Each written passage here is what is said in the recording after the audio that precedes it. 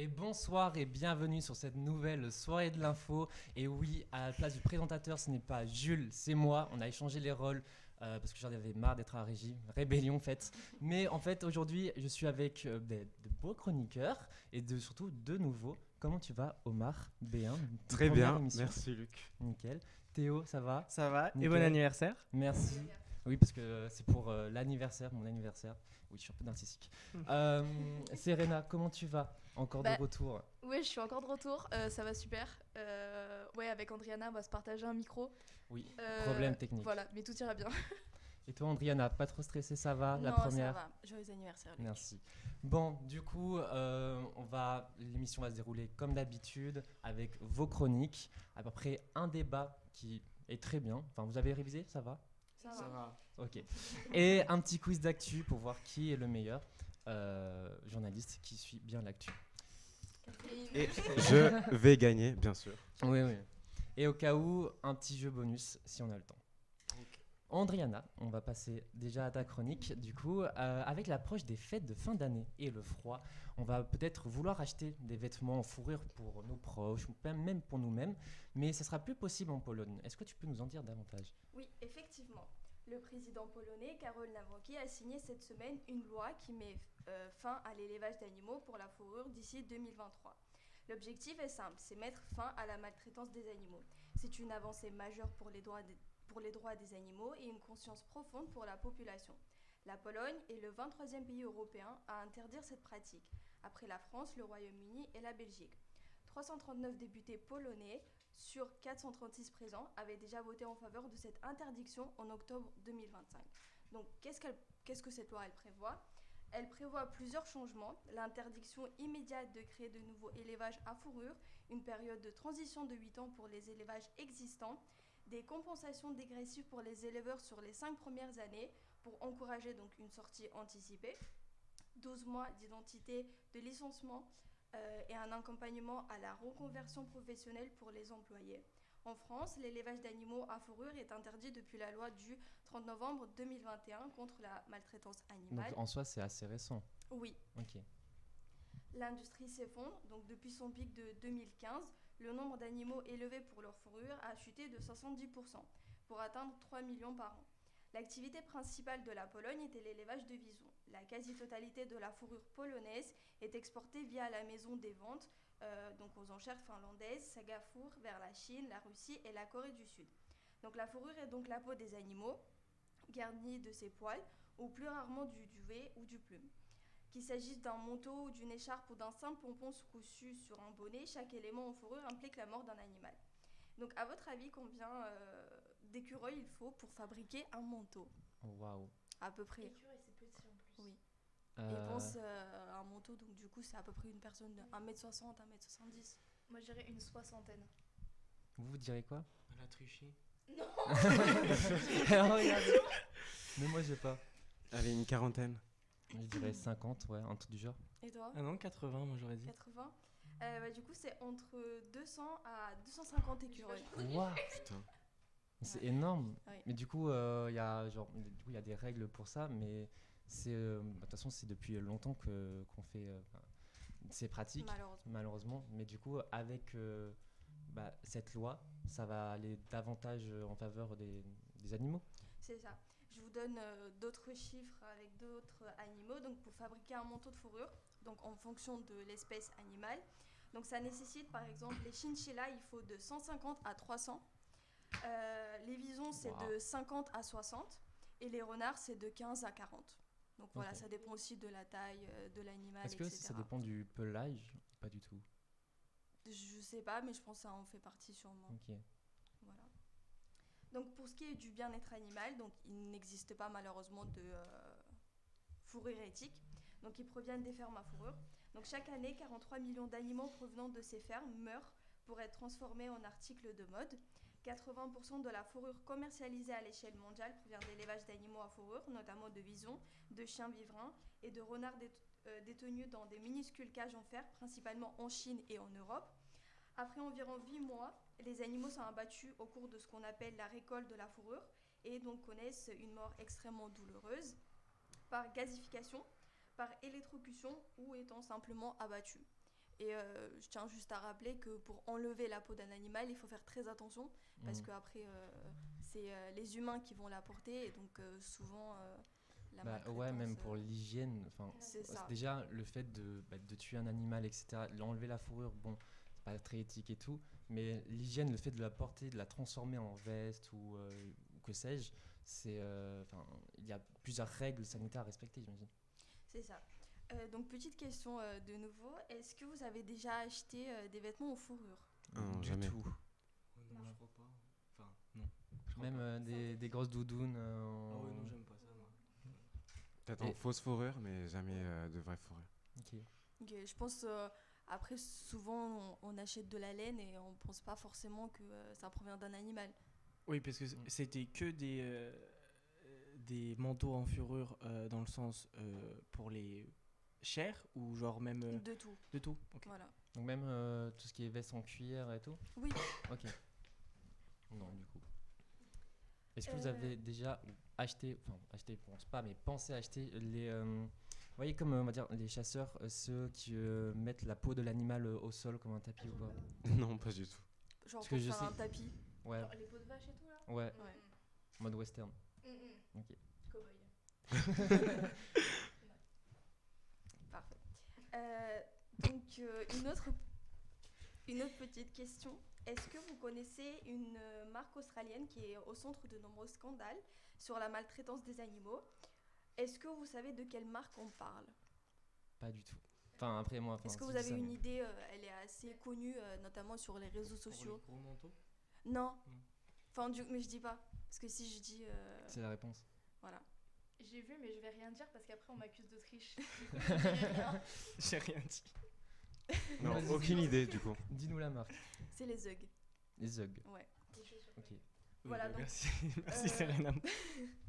Après, elle est assez connue quand même, la marque. Ouais, c'est ça. Ah oui, oui. Voilà. Effectivement. Mais il n'y a pas. Enfin, ça ressemble à je sais pas quelle marque avec un arbre. L'arbre qui a une école de marque de arbre. Je sais plus comment ça s'appelle. Mais je Bref. vois de quoi Je tu sais parles. pas, ça me dit rien. Bon, pas grave. Mais donc plusieurs enquêtes démontrent l'insuffisance de règlement et de bien-être animal, donc Mhm. chez cette marque et dans plusieurs d'autres. Donc les agneaux qui sont arrachés à leur mère, vivant dans des conditions insoutenables. Les associations de protection des animaux dénoncent et demandent aux consommateurs de boycotter des marques qui ne respectent aucune norme, comme les Ugg, Goop, etc. Mais il existe des solutions, heureusement. Donc on peut changer les lois, comme la Pologne elle a fait. Ou sinon, acheter des vêtements de seconde main en fourrure, parce qu'à l'époque, on produisait énormément de manteaux, pantalons, etc. faits à la base d'animal. Donc maintenant, on peut les acheter facilement sur Vinted ou d'autres magasins et à un prix pas cher. Ouais, c'est vrai, la seconde main, ça peut être une solution pour un peu lutter contre la surproduction de tout ça. C'est ça. Ou sinon, acheter des vêtements certifiés. Je sais qu'il y a plusieurs marques, par exemple, pour produire de la laine. Justement, ils prennent les moutons et ils enlèvent la peau des moutons, du coup la fourrure, pendant la saison. Donc en fait, l'animal, il est respecté et en même temps, nous, on porte la laine, mais il y a un bien-être animal derrière. Voilà. Et on peut le retrouver sur une étiquette sur les vêtements. Il y a marqué certifié du bien-être animal. Et même, en fait, le fait que la Pologne, elle fasse ce pas en avant, ça va donner un exemple, tu penses, à tous les pays européens? Je pense que oui, parce que c'est déjà le 23e pays qui a interdit. Et je pense qu'il y en aura bien d'autres. Je pense que c'est surtout la Chine qui est le plus grand problème Ouais. parce qu'il y a plus de production et fabrication. Donc si l'Europe, elle commence à changer, c'est déjà un grand pas en avant. Et vas-y, Ah, vas-y. J'allais dire une petite phrase un peu kitsch. Un petit pas pour l'homme, un grand pas pour l'humanité. Bien Oui, dit, Serena. Merci Serena. D'accord, c'est pas grave. Mais moi, j'avais une question. Niveau local, Oui. par exemple, si tu prends la fourrure par exemple, d'un mouton au niveau local, il n'y a pas d'exportation ou quoi que ce soit, est-ce que c'est mieux pour la cause animale et même pour environnemental parce que tu vas pas exporter ton produit, c'est déjà produit en France, même c'est produit dans le pays où tu l'achètes? Je vais faire un peu une pub à l'émission Sur le front de Hugo Clément. Voilà. Mais du coup, Hugo Clément, il a enquêté sur ce sujet pour savoir justement si les Français ils peuvent porter de la laine locale, mais du coup en même temps qu'ils respectent l'animal. Et en effet, il y a des éleveurs de moutons Mhm. locaux qui essayent de respecter le bien-être animal, mais aussi la fabrication, etc. Donc oui, quand c'est local et qu'ils respectent les normes environnementales, c'est encore mieux. Donc ça existe. Ok. Il faut juste faire attention, chercher, et bien sûr ça sera plus cher Oui. que chez Zara ou dans d'autres magasins. Ouais, je pense qu'il y en a beaucoup qui achètent des moutons, non, des manteaux en fourrure. Pardon. Pour genre pas cher parce que le prix, etc. Donc voilà. Merci en tout cas, Andriana, pour ta plaisir. chronique. Maintenant, on va passer à toi, Omar. T'inquiète pas, tout va bien se passer. Parce que il me semble que tu vas nous amener dans un monde à l'envers, puisque tu vas nous parler d'une série phénomène sur Netflix. Et oui, ma chronique aujourd'hui porte sur la série phénomène de Netflix. Vous savez tous de quoi je vais parler, Stranger Things, qui sort sa 5e et dernière saison avec plus de 59,6 millions d'audience seulement 5 jours après sa sortie. Un record historique pour une série de la plateforme. C'est vraiment énorme et ça démontre l'attente qu'avaient les fans depuis plusieurs années. Il faut savoir que la dernière saison avait été diffusée en novembre 2022. C'est quand même un peu d'années. Ouais, ça date. Et même pour se remémorer toute la série, déjà, il faut se taper toute la série, C'est ça. des heures d'épisodes. Donc, chiant. Et aujourd'hui, on va se poser la question pourquoi un tel succès? Qu'est-ce qui fait que cette série marque autant les esprits et au point d'en devenir un vrai phénomène culturel? Eh bien, sortie en 2016, Stranger Things connaît un succès fulgurant depuis ses débuts. Produite par les Duffer Brothers en collaboration avec Netflix, l'histoire de ce groupe de potes qui se lance à la recherche de leur ami disparu et rencontre par hasard une petite fille avec des pouvoirs psychiques a immédiatement conquis les cœurs de ses spectateurs. C'est grâce à ce scénario et aussi le marketing énorme des années 80, les vêtements, les couleurs, les musiques, les décors, en fait, tout a été pensé pour recréer l'époque et donner envie aux spectateurs d'y retourner, même pour ceux qui ne l'ont pas connu, comme nous par exemple. Et, mais au fond, ce que je dirais qui est vraiment le succès de la série, c'est ce que j'appelle l'effet Harry Potter. La série est Qu'est-ce que sortie... l'effet Harry Potter? L'effet Harry Potter, c'est le fait de voir les personnages grandir au fur des années. La saga Harry Potter compte plus de 8 films et on a vraiment vu ces enfants devenir des adultes au fur et à mesure des films. Et Stranger Things, c'est à peu près pareil. C'est sorti en 2016, donc ça va bientôt faire 10 ans. Et les spectateurs se sont attachés à leurs personnages, ils les ont vus évoluer et grandir en même temps qu'eux. Il y a vraiment un sentiment de nostalgie qui s'est créé autour des fans. Mais même, en fait, pardon, je te coupe. En fait, par rapport à ça, c'est un peu un sujet de débat parce que la série Stranger Things, ça se passe, je crois, en 1981. Après 2, 3, 4, enfin, chaque saison, on avance d'une année. Le truc, c'est que d'année en année, avec le fait de tourner la série, etc., les acteurs prennent 5 ans dans la gueule. Et du coup, c'est perturbant. Et je sais que pour la saison 4, spécialement, ou la 3, beaucoup avaient crié sur le fait que en fait ils ressemblaient plus à des ados de leur âge et voilà, donc en soi c'est bien qu'il y ait cet effet en mode on suit, mais perso c'est, je sais pas, ça fait bizarre. Vous en pensez quoi, vous? Je suis d'accord. Si la série, elle est censée se dérouler d'année en année et que les personnages prennent 5 ans, comme tu dises, dans la face, alors qu'ils devraient en avoir qu'un an, c'est sûr que ça peut perturber et ça enlève un peu le côté justement que c'est une saison, une année, quoi. Ouais. Ouais, ça enlève, mais après, personnellement, je pense qu'il fallait qu'ils restent eux. Enfin, moi, je sais que je regarde la les série, je changer, préfère bien que ça sûr. soit eux qu'on les change juste pour ça. Et après, ça restait que des adolescents au départ. Donc, on peut pas leur faire tourner 5 saisons en 3 ans. Oui. Oui. De toute façon, Un peu c'est- compliqué. C'est le coup de la vie, quoi. Oui. C'est ça, et ce n'est pas la seule critique autour de la série. La dernière en date est autour de l'acteur Noah Schnapp, qui incarne le rôle de Will, qui est accusé d'être un sioniste après avoir posté une photo sur Instagram dans laquelle il portait des autocollants avec inscrit « Le sionisme est sexy ». Cette publication a d'ailleurs voulu le boycott de plusieurs internautes autour de la série qui ont se sont départagés car l'acteur a eu plusieurs prises de position vers lesquelles il était pro-Israël durant le conflit international. Ça n'a pas aussi fait des disputes dans le casting, etc. Parce que je crois que celui qui joue Mike, il est plus trop proche de Noah Schnapp, justement. Enfin, C'est ça, il y a des rumeurs comme quoi le casting se serait un peu éloigné et que ça a eu un impact autour de la réputation de l'acteur et de la série. Mais malgré tout, la série reste très aimée, les fans continuent de suivre l'histoire, de réagir aux épisodes, de créer des théories et partager des extraits, notamment sur TikTok. Plusieurs edits ont dépassé les millions de vues alors que la bande-annonce venait à peine de sortir. Plusieurs analyses ou plusieurs commentaires sont partagés sur la plateforme et c'est bien la preuve que Stranger Things dépasse toutes ces polémiques. Elle appartient à son public maintenant qu'il y reste fidèle depuis plusieurs années et avec cette dernière saison, Netflix clôt une série des plus importantes de son histoire. Stranger Things a marqué une génération entière et même si elle se termine, son impact, lui, continuera encore pendant longtemps. ouais. J'imagine que tout le monde ici a vu la série et je voulais vous demander qui sont vos personnages préférés. Ouah, ça fait longtemps que je l'ai pas vu la série. J'ai même pas regardé la série qui vient de sortir là.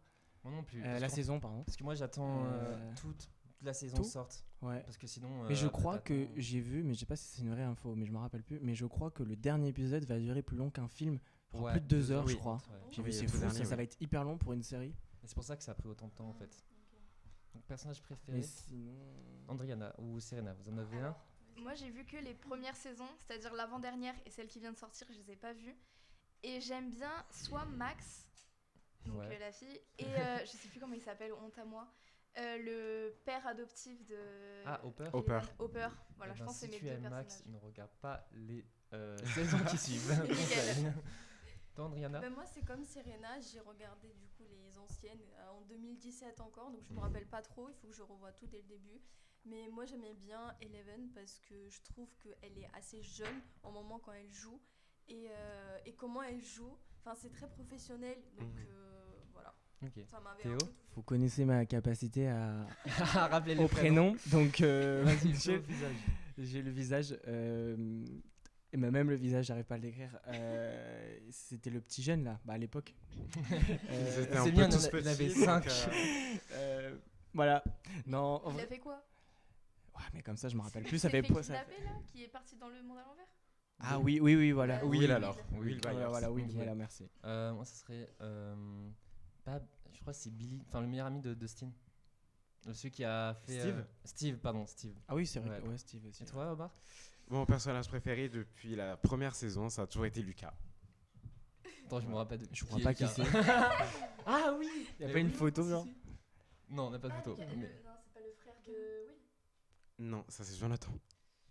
Bon, Bah, bref. c'est pas C'est grave. le frère de C'est- Erika. Oui, oui, voilà, c'est bien ce que je pensais. Ah ok, bah, en tout cas, merci beaucoup pour cette chronique. Bien sûr, en plus, Stranger Things, c'est un pilier de Netflix qui a permis de s'envoler. Juste avant de continuer sur vos chroniques, je vais faire une petite brève, parce que en fait, de nombreuses personnes attendent le mois de décembre avec impatience. Mais pas pour Noël ou les soirées de Nouvel An, mais pour les récaps de fin d'année des plateformes de streaming, le Spotify Wrapped 2025. Et donc il est sorti ce mercredi pour tous ses utilisateurs. Avec ce récapitulatif, on s'aperçoit qu'en France, le rap reste le moteur des écoutes dans le pays selon Spotify. La preuve, le rappeur Jul reste l'artiste le plus écouté en France en 2025 pour la 5e année consécutive. Je suis désolé pour toi. Théo, il m'a regardé, il avait l'air très convaincu. Ouais, ouais. J'ai rien fait. Bref, le podium se finit en beauté avec Gims en 2e place et Nino en 3e place. Pour l'artiste aux lunettes de soleil, il a amené ses musiques au 7e ciel, au classement des titres les plus écoutés en France, avec 4 titres dans le top 10, Ciel, Ninao, Sois pas timide et Spider. Bien sûr, les autres poids lourds ne sont pas loin avec Kiki de Bondy de Hamza en 3e position et Cartier Santos de SDM en 8e position. Du côté des albums, il y a un peu plus de diversité. Gims détient l'album le plus écouté dans le pays, avec Le Nord se souvient, talonné par Oui Renoir avec Diamant Noir. Pour finir sur ce podium, la boss lady Théodora a chamboulé l'hexagone avec Mega BBL. Par contre, on a une surprise cette année. Bad Bunny détient la 5e place de l'album le plus écouté en France avec Debbie Tirar Mas Photos, si j'ai bien prononcé. Tu veux nous chanter une... Allez, un petit extrait, Serena. Tu veux, t'es sûr? Ok.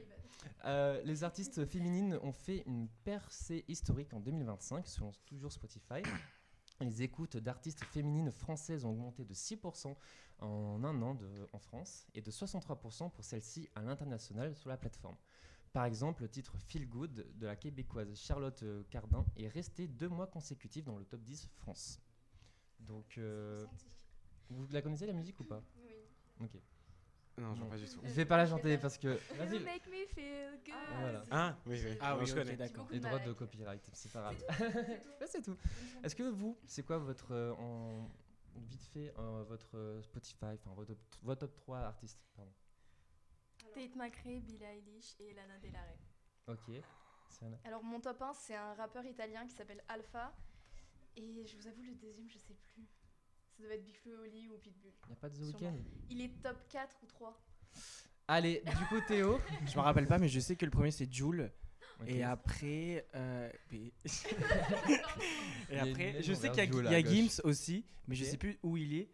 Et si, et après, je crois en plus vieux, il y a Coldplay et Indochine, je crois. En fait, Ok. j'écoute tout. Moi, j'ai un âge de 31, je sais pas vous, mais bon. Non, moi, C'est j'ai pas mal, 19. c'est bien.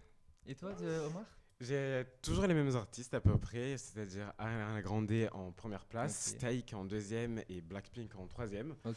Et cette année, j'ai aussi écouté beaucoup de musique latine, Bad Bunny en fait partie, et Theodora Bocelli, ma préférée. Ok. Bah, trop bien. En tout cas, merci beaucoup. Théo, on va passer à ta chronique parce qu'on va parler d'un jeu de société qui fait débat depuis novembre, Fashorama. Mais de quoi s'agit-il, Théo? Bah déjà, première question, est-ce que vous avez entendu parler de ce jeu de société? Oui. Non. Non. J'ai vu le reportage, c'est très drôle. Eh ben, c'est un jeu de cartes inspiré des 7 familles, mais cette fois-ci pas traditionnel comme on a dans notre tiroir, mais avec un concept particulier. Les cartes représentent des personnages associés à différentes familles, comme les réactionnaires, les complotistes, les réseaux religieux, les conservateurs ou encore les flics racistes.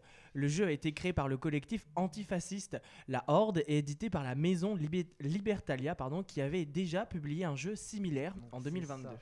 Ouais, ceux qui exactement, l'avaient pas c'est ça. Donc il y a racisme anti-blanc, la horde, enfin beaucoup de personnalités. Et on peut voir aussi Marine Le Pen juste en bas du M de Rama. Et je vais voilà, Ah juste oui, ici. effectivement. Voilà, avec la flamme de l'ancien logo du Front National, ça s'appelait comme ça, je Ok. crois, oui. Et donc, du coup, chaque famille comporte plusieurs cartes représentant des figures caricaturales. Par exemple, dans la famille populiste, donc, on retrouve une carte intitulée L'héritière, qui évoque donc Marine Le Pen. Dans la famille flic raciste, la carte met en scène un policier de la BAC avec les caractéristiques suivantes: contrôle aux faciès, destruction de camps de migrants, violence sécuritaire. Wow. Sur son site, le collectif décrit le jeu comme un outil pédagogique visant à montrer de manière ludique les différents visages de l'extrême droite. Et ce jeu-là, il comporte au total 40 cartes, et certains représentant des personnalités politiques, des journalistes ou même des militants. Et chaque famille est associée à une courte description. Par exemple, les réactionnaires sont décrits par « c'était mieux avant », les complotistes par « ils sont partout », et les réseaux religieux par « Dieu, famille, patrie », rappelant un peu le régime de Ouais, Vichy donc avec Pétain. c'est vraiment ciblé et pour tacler, viser l'extrême droite, c'est ça? Ouais, exactement. C'est vraiment contre l'extrême droite. Et puis, la Horde, c'est donc une sorte d'association en gros qui critique l'extrême droite en France. Et aussi, sur la boîte du jeu apparaît également un visuel rappelant le logo rouge et noir de la chaîne CNews d'après Europe 1. Je précise, Europe 1 a publié un article et a dit que la boîte, le format de la boîte ressemblait un peu au logo et au visuel de la chaîne CNews. Ok. Et depuis sa sortie, le jeu a suscité différentes réactions. Plusieurs syndicats de policiers, notamment le syndicat Alliance Police Nationale, ont exprimé leur désaccord et demandé son retrait. Éric Henry, délégué national de l'Alliance Police Nationale, a déclaré que certaines représentations constituent selon lui une atteinte à la dignité des policiers et un amalgame.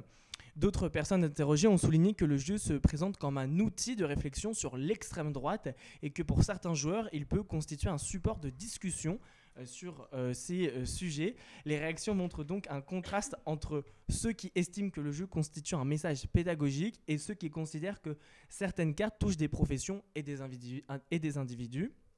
comme le flic raciste. Et donc le ministère de l'Intérieur a annoncé qu'une plainte serait déposée par le ministre Laurent Nunez pour diffamation envers une administration publique. Cette plainte concerne en particulier, donc, comme je vous l'ai dit, la carte flic raciste de la BAC et la question de la limite entre caricature, satire et atteinte à la réputation est donc ainsi au cœur du débat. Et la maison d'édition Libertalia a indiqué qu'elle maintenait la vente du jeu et a expliqué que le collectif assumait le message porté par le jeu. Et le jeu, c'est quand même impressionnant. Oui. Est-ce que ça va du coup être changé ou pas? Enfin, là, ça n'a pas été encore jugé. Non. Ok, donc on ne sait pas encore si ça va être changé ou même supprimé de la vente. Bah, pour l'instant, non. En plus, là, il est actuellement en rupture de stock et va être, d'après la maison d'édition, réapprovisionné à partir de début de janvier 2026. Ok. Après, s'il y a des suites, oui, il peut y avoir, comme on a vu en cours, une petite étiquette pour dire ou carrément enlever. Après, ça sera la décision de la justice. Et donc cette affaire, elle s'inscrit aussi dans la continuité d'un précédent jeu publié par Libertalia en 2022, toujours avec le même collectif, la Horde, qui avait déjà suscité des réactions similaires et avait été temporairement retiré de certains rayons avant d'être remis en vente. Et ce qui sort de cette controverse, c'est que le jeu Fashorama soulève plusieurs questions. Comment un jeu peut-il être utilisé pour illustrer des réalités sociales ou politiques? Où se situe dans la limite entre la satire, critique sociale et atteinte à la réputation, comme certains journaux le font, par exemple Charlie Hebdo. Et enfin, quelle place pour les institutions et les professions publiques dans ce type de représentation, notamment à l'ordre public comme les policiers. Mais finalement, ils donnent leur opinion avec un jeu et en critiquant leurs opposants. Ouais, en gros c'est ça. Et en fait c'est l'idée, je pense, de ces critiques, c'est le fait que certaines personnes ont des opinions contre l'extrême droite ou des opinions politiques, parce que tout le monde en a, et que ça se relève au public et non pas que dans la sphère privée. Okay. Je pense que le débat vient de par là et qu'on critique un peu les forces de l'ordre. Et le jeu continue donc de faire l'objet d'échanges et de discussions depuis sa sortie, et sa disponibilité dans certaines grandes surfaces et en ligne maintient le débat, surtout avec Noël qui arrive. Je pense que ça peut être marrant si certains enfants ou même, ou même pour les oncles et les tantes, ça peut être particulier, on va dire. Même sur ça, c'est visé. Tiens, regarde. D'accord. Et les avis donc divergent sur cette pertinence, son impact et sur la manière dont il présente certaines professions ou même personnalités. Ok, merci beaucoup pour ta chronique. Est-ce que vous l'achèteriez ce jeu? À mon neveu de 4 ans, oui. Non, en vrai, non. Non, Andriana? Omar? Je pense que ça pourrait être amusant et même drôle. Je trouve qu'on n'est pas dans l'exagération comme certains articles de Charlie Hebdo, et ça reste vraiment dans la caricature. Et c'est pas si mal que ça, je trouve. Ok, ouais, c'est pour la caricature. C'est vrai que pour faire une soirée entre potes avec un humour assez décalé, ça dépend des gens, mais c'est limite. De toute façon, c'est développé en cours de justice, donc on verra comment ça va se passer. En tout cas, merci beaucoup Théo. De rien. On va passer à toi, Serena. Oui. Tu vas nous parler d'un ancien dessin animé qui va apparaître sur les grands écrans. Et oui, les célèbres livres Monsieur Madame débarquent au cinéma. Donc les aucune transition. Mais... non, c'est vrai que ça, on passe du kit au double. Monsieur Madame. Donc publié dès 1971 au Royaume-Uni par Roger Hargreaves. Ça date. Ouais, c'est très vieux. Donc en plus, j'ai pas fait des maths. La dernière fois j'ai fait des maths sur le plateau, c'était mal tombé. Mais non, mais en plus c'est publié du coup en 1971 au Royaume-Uni, et il me semble que c'est arrivé en France plus tard. Ouais, si je dis pas de bêtises, une dizaine d'années après. Ok. Donc voilà. Donc ces petits personnages colorés ont connu un succès foudroyant, poussant son créateur à en imaginer d'autres. Pour les héroïnes, par contre, elles ont fait leur apparition que 10 ans plus tard. Mais ce n'est pas la première fois que les Monsieur Madame seront animés. Ils avaient déjà été adaptés en dessin animé pour la plateforme YouTube, et une autre adaptation est en cours pour une production de télévision. Ok, donc ce sera même en série? Alors pour l'instant, là, sur YouTube, c'est une série, donc avec plusieurs saisons, etc. Et pour la production de télévision, on n'est pas encore trop sûr de... On sait qu'il y a quelque chose qui va sortir pour la télé. Est-ce que c'est les épisodes qui sont disponibles sur YouTube qui vont être en direct à la télé? Ça, pour l'instant, on n'en est pas trop sûr. Okay. Et donc le 3 décembre dernier, le film a été annoncé par les studios Canal. Ils ont dit le film rendra hommage à l'humour, la personnalité et la convivialité qui ont rendu les personnages originaux emblématiques, tout en invitant un nouveau public à travers le monde à les découvrir de manière audacieuse, cinématographique et contemporaine. Donc ça, c'est ce qu'ont indiqué les studios Canal, Heyday Film, qui est le producteur du coup du film, Ok. ceux qui ont fait notamment l'ours Paddington, les films de Paddington. Mais en vrai, c'est bien, ça va donner un coup de neuf à. C'est ça. C'est parce que même 1971 en Royaume-Uni et on va dire 1980 en France, Ça remonte. Ça remonte. Ça remonte, mais ça donne un coup de neuf. Et du coup aussi, il y a le groupe japonais Sanrio qui a racheté les droits en 2011, qui font partie du projet. Et pour Adam Hargrave, du coup, qui a repris le flambeau de son père après son décès en 1988, il s'est réjoui de la production du long métrage en disant, je cite, « C'est incroyable de penser que les Monsieur Madame vont apparaître dans leur propre film. » Et du coup, ça va être. Enfin, c'est pas que pour la France, c'est pour tous les pays. Ce sera pour tout le monde, Ok. ce sera partout. Donc pour l'instant, on n'a aucune date de sortie qui a été révélée. Ni qui de Monsieur Bonheur, Monsieur Chatouille ou de leurs plus de 90 autres amis apparaîtront dans le film. Moi j'ai une petite question. Non, j'en ai même deux. Tout d'abord, si vous deviez être un Monsieur Madame, lequel seriez-vous ? Il y en a beaucoup. Qui veut commencer? Alors, personnellement, je crois que j'ai jamais regardé Monsieur Madame. Ou alors, quand j'étais vraiment jeune, j'en ai aucune idée. Puis j'ai aucune référence sur ce dessin animé. Tu sais, c'est Monsieur Madame Gentil, Monsieur Madame Je pense que tu peux Paresse. mettre n'importe quel adjectif derrière. Oui. qui Ouais, existe. voilà. Et ils sont tous sages. Ouais. Bon, allez, gentil. Omar. Je sais pas, je dirais peut-être Monsieur Fou. Ou Monsieur Rigolo, genre. Ok. Andriana. Est-ce qu'il y a quelqu'un de créatif là-dedans ou pas? Je crois qu'il y a Madame, Oui. Madame Créative, je crois. Je ne sais pas. Bon, bref, Créative. Bah, ça existe. s'il y a créatif, je prends ça. Ok. Moi, je prends Madame Bonheur. Oh, ok. Et toi, Luc ? Je ne sais pas du tout. Monsieur Monsieur Gentil, peut-être aussi pareil. Et deuxième question, donc là c'est un livre d'enfance qui a été adapté en film. Vous, lequel de vos livres que vous lisiez quand vous étiez petit, vous aimeriez bien voir en film ? Oh, genre des dessins animés? Waouh, la question. Ouais, c'est-à-dire un livre que vous lisiez quand vous étiez petit, Mhm. que vous aimeriez bien voir soit en dessin animé ou en film, au cinéma surtout. Parce que la télé c'est bien, mais le cinéma surtout c'est... Le film Facile. Mickey. C'est une blague. Ok, non mais j'accepte. Non, en vrai, c'est une bonne question. Ah C'est- ouais. Moi, je sais qu'il y avait ces énormes tomes, c'était Geronimo Stilton, je crois, où il y avait un livre magique et même si on frottait, on pouvait sentir les odeurs. Et j'adorais ça, de voir ça cinématographiquement. Ok. Andriana ? Même... Bah, moi personnellement, vu que c'est pas les mêmes pays d'où je viens, moi c'est à peu près tous, ils ont déjà été adaptés en dessin animé, donc Oh, c'est bien ça. voilà, je les ai lus et je les ai vus, donc c'était sympa de voir les deux côtés. Ok. Ah ouais, là, alors là, vous me posez une sacrée colle. Non, en vrai, j'en ai aucune idée. Non, en vrai, les Disney, mais je crois qu'ils ont tous été adaptés. Ouais, quasiment. Et je crois. donc, non, sinon, j'ai pas de. Non. Ok. Ok. Après, moi, j'aurais dit Tintin, mais c'est déjà été adapté. Oui. Oui. Ouais, ça- Mais de toute façon, je pense que la majorité des livres d'enfants ont tous été adaptés. Ouais. Je pense qu'il y en a pas mal déjà. Ouais. Parce que soit ils sortent à Noël, soit ils sortent pour les vacances. Donc en vrai, Oui. ils ont tous toujours été adaptés. Hein. Ok. Bon, maintenant, on va passer au débat avec toujours le petit jingle.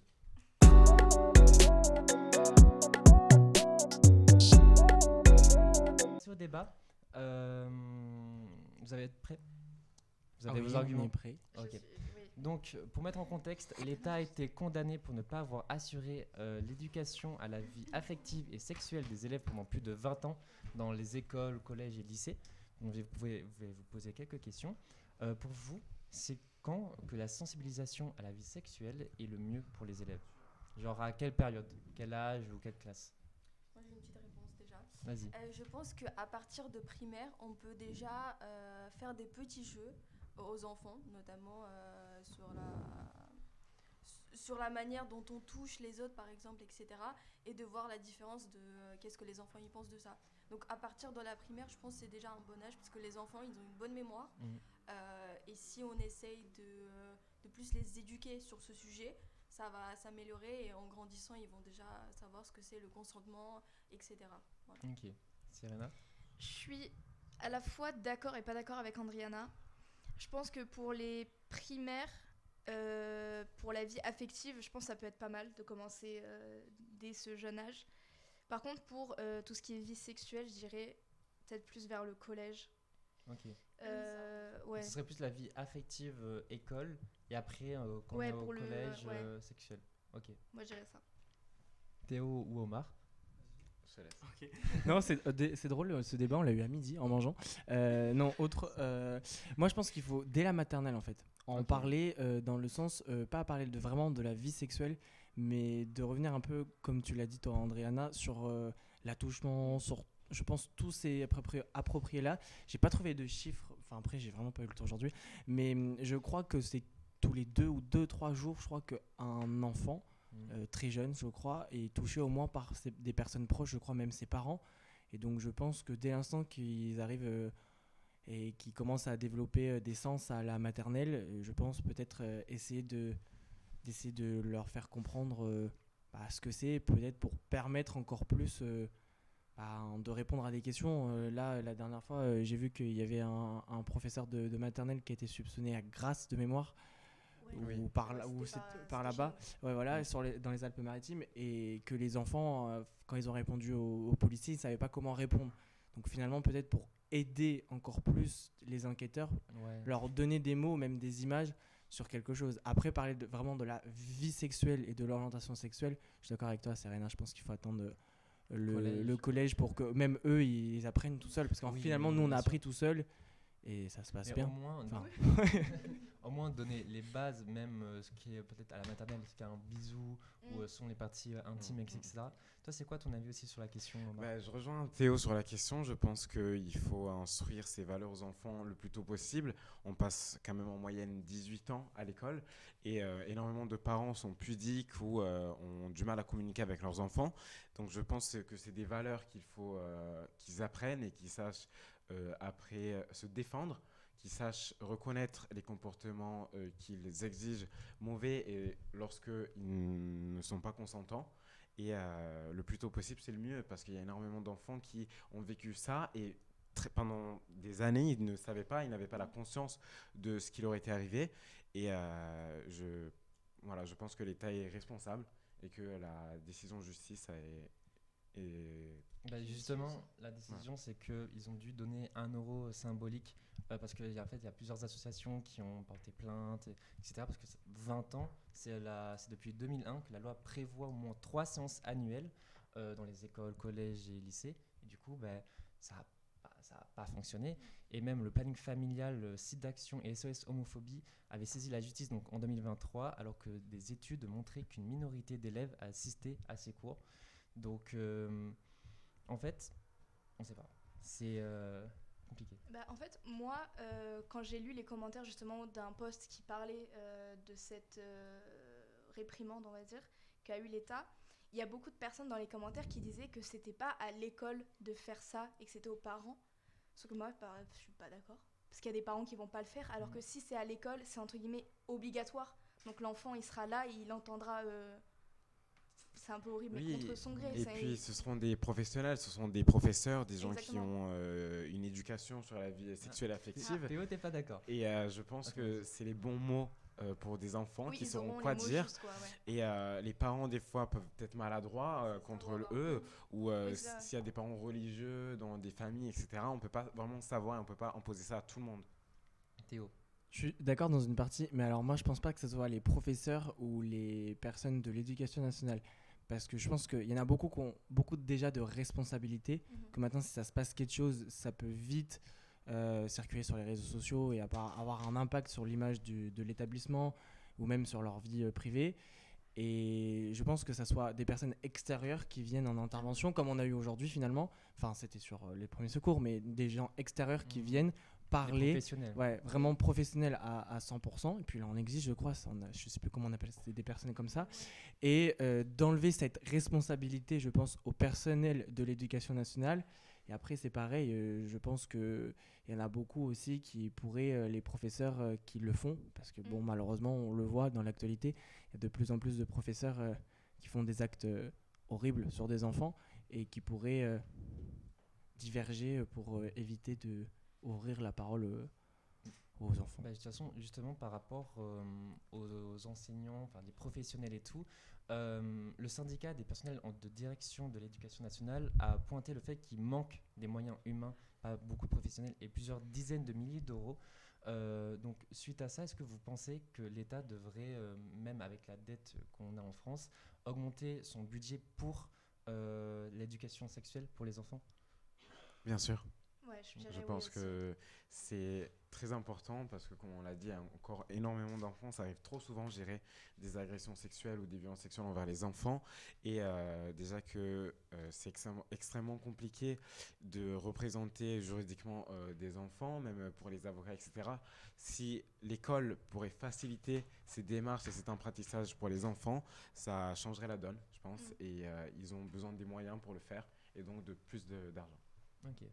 Et même les enfants, si on les sensibilise dès le plus jeune âge, déjà ils sauront reconnaître si une situation est normale ou pas normale. Et surtout, peut-être ça leur évitera de eux reproduire ce genre d'action, donc par exemple d'agresser des personnes ou quoi. Donc je pense que oui, c'est important que l'État investisse dans cette éducation, quoi, de ce côté-là.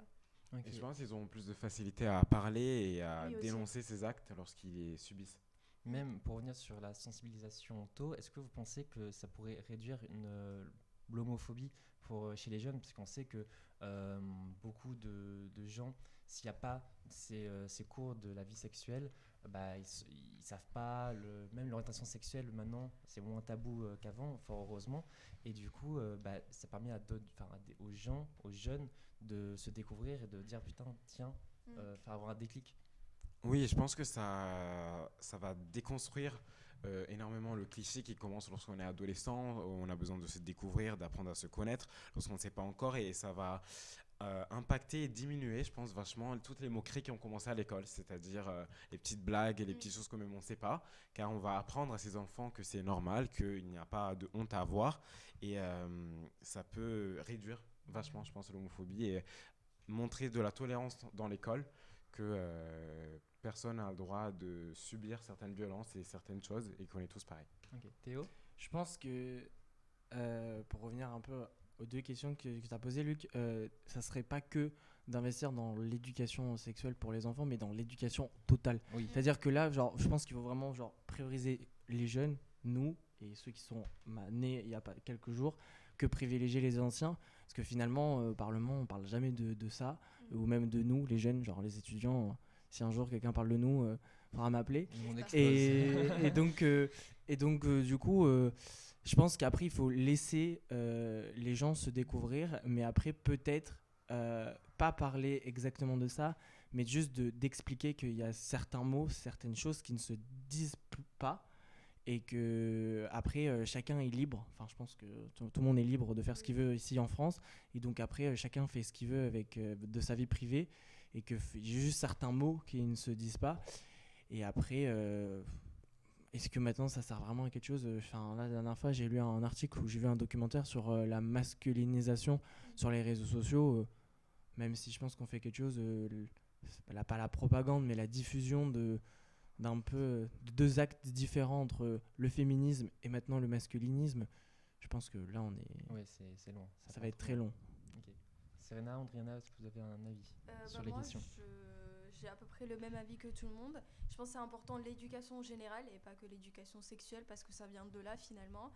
Et il faut expliquer aux enfants que finalement on est tous les mêmes et que même si quelqu'un a des difficultés dans quelque chose qui est différent, il faut s'accepter étant qu'on est et arrêter ce jugement en fait et montrer cette indifférence qu'on a entre nous et s'accepter entre nous. Et après, sur l'homophobie, c'est à peu près la même chose. Chacun choisit la relation qu'il va avoir dans le futur, dans le présent, etc.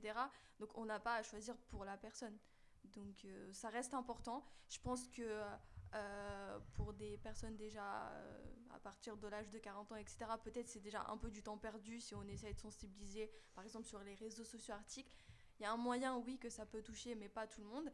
Mais je pense qu'il faut vraiment investir pour les plus jeunes, qui sont à la maternelle, primaire, etc. Et commencer à partir de ce moment-là pour sauver, on va dire, la génération de futurs. Et juste pour revenir sur le masculinisme, je pense que ces cours d'éducation vont déconstruire ces idées qui restent quand même nocives. C'est prouvé, ces idées masculinistes incitent à la violence, incitent aux hommes de se comporter mal envers les femmes. C'est des viols, c'est des agressions sexuelles, c'est des comportements nocifs et dangereux. Donc je pense que cette éducation, ça va permettre aux enfants de reconnaître avant ces discours qui sont dangereux et de se protéger eux-mêmes et de protéger les autres. Ouais, même avoir une génération plus ouverte d'esprit. C'est ça. Oui, mais après, il faut faire attention. Et je vais revenir à ce que tu as dit, Andréana, de pas trop non plus en faire. Parce que maintenant, j'ai l'impression qu'on met des étiquettes sur tout le monde. C'est-à-dire, toi, tu es dyslexique de ça, toi, tu es HPI de ça. Donc, du coup, en fait, on met des étiquettes à tout le monde. Et j'ai peur qu'après, ça augmente encore plus la discrimination en disant, bah, toi, tu es nul en maths parce que tu as cette étiquette-là. Bah, toi, tu es nul en orthographe parce que tu as cette étiquette-là. Bah, toi, tu as cette voix-là parce que tu as cette étiquette-là. Bah, toi, tu as frappé cette femme parce que tu as cette étiquette-là, pardon. Et donc, du coup, oui, le mot étiquette, répété plusieurs fois, c'est difficile. Et du coup, j'ai peur qu'à suite, ça soit que ça soit répétitif et qu'à force, ça devienne banal. Donc, je pense que, en fait, je crois que c'est un long débat. Pire que le pain au chocolat et la chocolatine. et ouais, je pense que c'est long. Ouais. Ok, et en un mot, une solution ou quoi, qu'est-ce que pour vous, en priorité, vous apprendriez à des enfants sur la vie sexuelle ou affective? Andriana. Ou qui veut commencer? En un mot Ouais, une solution ou quoi? Je l'apprendrai le consentement, c'est-à-dire que lorsqu'on dit non, c'est non. Théo?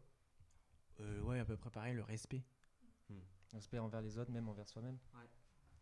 Ouais, c'est ce que j'allais dire le respect aussi des autres et accepter les différences. Ok. J'allais dire justement à peu près tous les mots, mais sensibilisation, ça reste l'idéal. Et acceptation, voilà. S'accepter soi-même et accepter les autres. Tolérance envers les autres. Il y a énormément encore de harcèlement dans les écoles de nos jours et je pense que ça va limiter et que c'est un truc qu'il faut impérativement inculquer aux enfants. Nous, on ne l'a pas eu, je dirais, on n'a pas eu ces cours. Assez. Et je pense que ça aurait changé notre rapport à la scolarité d'aujourd'hui. Oui, voilà, ça fait un déclic, c'est ça. Même pour beaucoup de monde. En tout cas, merci beaucoup pour ce débat. On va passer au quiz Au plus dur. tout de suite.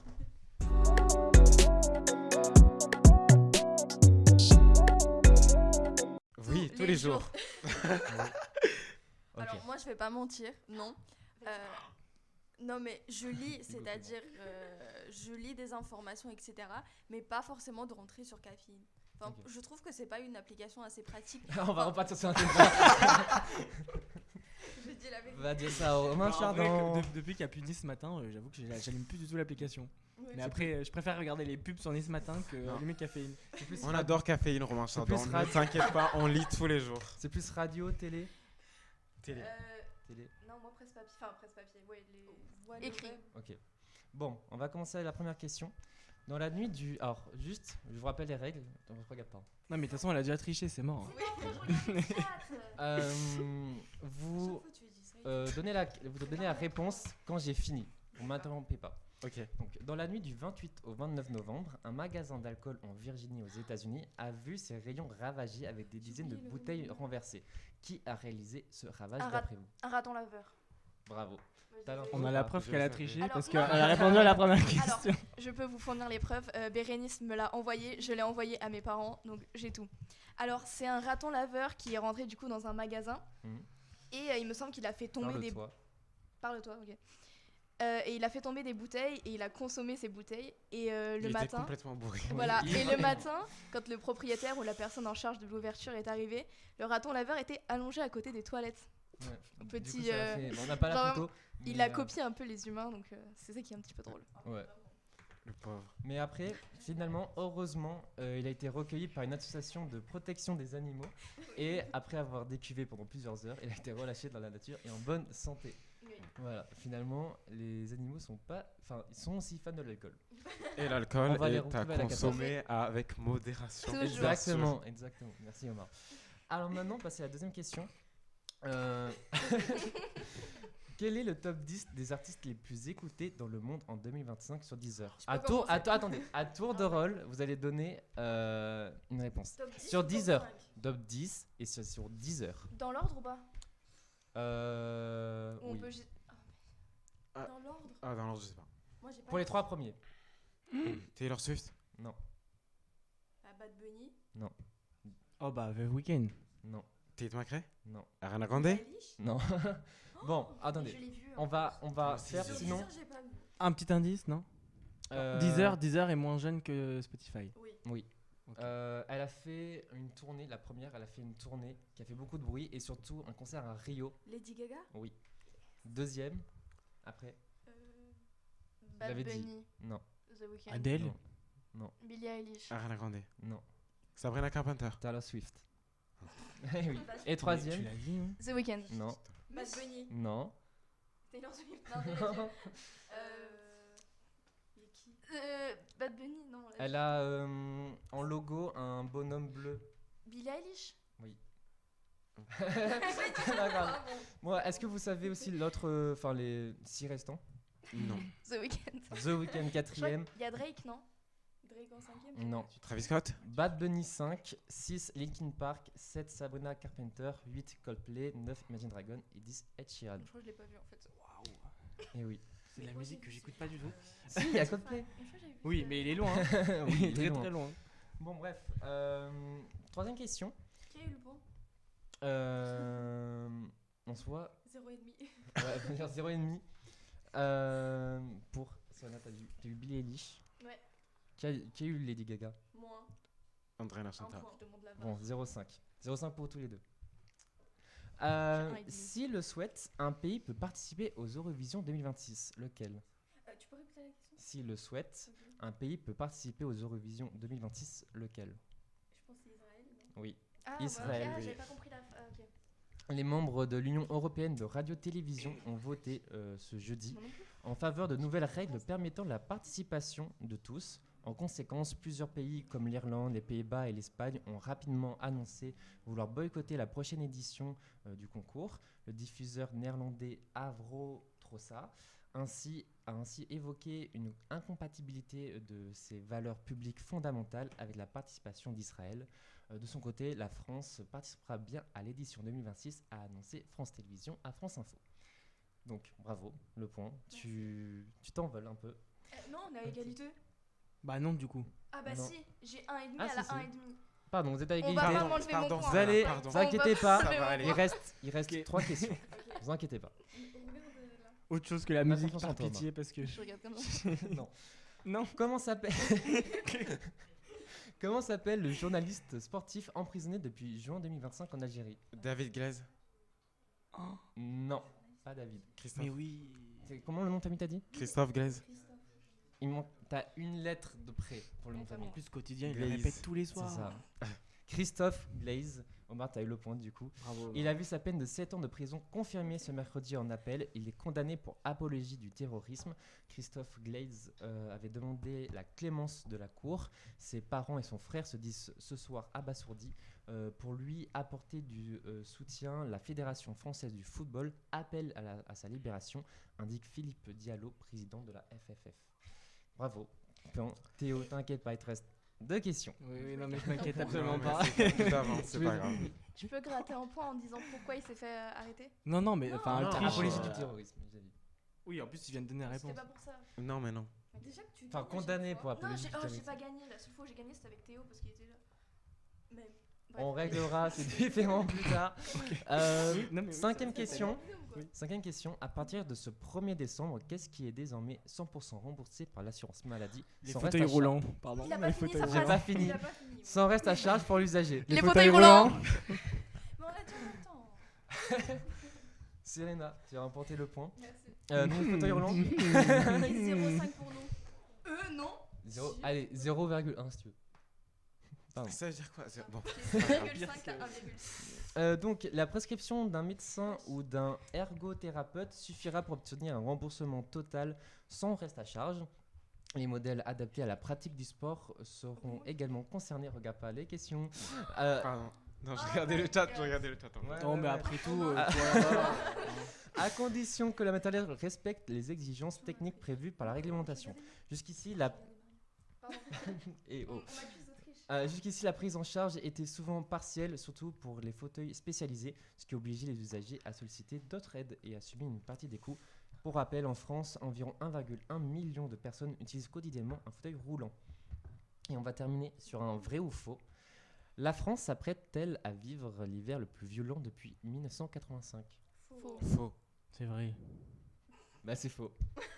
C'est pas grave Théo. Est-ce que en fait c'était une fausse rumeur. C'est parce que c'est une vidéo sur TikTok qui a beaucoup tourné, qui a fait des millions de vues, annonçant une vague de froid comparable à celle de 85 avec un pré-plan d'urgence du gouvernement. Sur X, le ministère de la Transition écologique a diffusé une vidéo intitulée « Non, la France n'entre pas dans son hiver le plus violent », accompagnée d'un entretien avec une météorologue de Météo France. Lauriane Batté rappelle que ce type de rumeur revient chaque année à l'approche des premiers froids et qu'aucun élément d'analyse ne permet d'anticiper un hiver particulièrement rigoureux. Mais c'est vrai qu'il fait très froid quand même. Bon, Oui, il fait froid. mais- à Nice, ça va. Les Ouais, après-midi, on est dans le sud. hein. il fait 14. Moi, le matin, à peu j'ai près. Moi, je très kiffe froid. le froid, quoi. On va pas faire la météo parce que Théo, tu l'as déjà fait mercredi. C'est Tu timide. nous refais un petit point au pire? Mais il va faire beau ce week-end, je crois. Ok. Trop bien. Les mots ont été dit, regardez les Non, non, mais on en fait, verra parce ce week-end. Comment On verra ce week-end s'il fera beau. Ouais. Vas-y. Par contre, s'il fait pas beau, Bah, t'iras à Isola, t'iras faire du ski. allez. Bon, en tout cas, Serena, tu remportes ce quiz. Tu avais pas remporté déjà la dernière émission ou pas? Non, la dernière émission, non, mais la première émission, oui. L'année Ok. dernière. Oui, du coup. Donc peut-être tu seras là au Master Quiz. S'il y en a un, bien Je sûr. t'emmènerai pas comme En vous. tout cas, on va vous laisser là. La semaine prochaine, c'est la spéciale B1. Donc on espère que tes camarades de classe vont être très bons. Bien sûr, ça sera Jules à la présentation. Moi, je vais retourner à la régie. Merci à Léna d'avoir fait la régie. Maintenant, on va vous laisser. Des bisous. Bonne soirée. Bye. Bonne soirée. Bye.